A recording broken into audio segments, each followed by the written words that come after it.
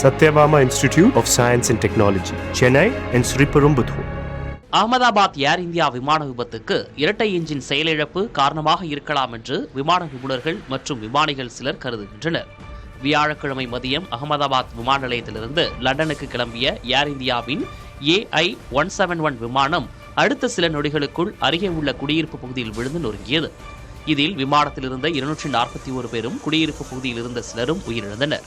இரட்டை என்ஜின் செயலிழப்பின் காரணமாகவே விமானத்தை பாதுகாப்பாக தரையிறக்க முடியாத நிர்பந்தம் ஏற்பட்டிருக்கலாம் என்று கூறப்படுகிறது. பறவைகள் மோதுவது அல்லது எரிபொருள் மாசுபாடு காரணமாக இரட்டை என்ஜின் செயலிழப்பு ஏற்படுவதாக ஏர் இந்தியாவின் முன்னாள் அதிகாரி கேப்டன் மனோஜ் ஹதி தெரிவித்துள்ளார். எரிபொருள் மாசுபாடு காரணமாக இரட்டை என்ஜின் செயலிழப்பு ஏற்பட்டு AI-171 விமான விபத்து ஏற்பட்டிருக்கலாம் என்று விமானிகள் சிலரும் தெரிவித்துள்ளனர். விமானம் கிளம்பிய சில நொடிகளில் ஆபத்து ஏற்பட்டிருப்பதற்கான மேடே அழைப்பு விடுக்கப்பட்டதாக விமான போக்குவரத்து தலைமை இயக்குநரகம் உறுதிப்படுத்தியுள்ளது. விமானம் புறப்பட்டு பாதுகாப்பாக நிறுத்த முடியாத வேகத்தை அடைந்த பிறகு இந்த இரட்டை என்ஜின் செயலிழப்பு நிகழ்ந்திருப்பதாக கருதுவதற்கு இயக்குநரகத்தின் தகவல் இடமளிப்பதாக நிபுணர்கள் கூறுகின்றனர். விமானங்களில் இரட்டை என்ஜின் செயலிழப்பு சம்பவங்கள் மிகவும் அரிதானவை என்றும் இதுவரை 7 சம்பவங்கள் மட்டுமே பதிவாகி உள்ளதாகவும் கூறப்படுகிறது.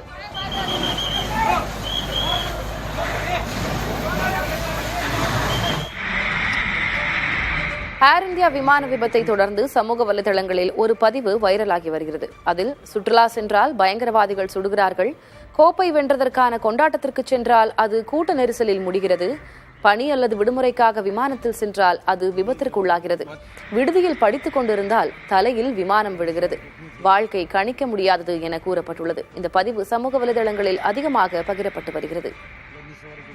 Satyabama Institute of Science and Technology, Chennai and Sriperumbudur.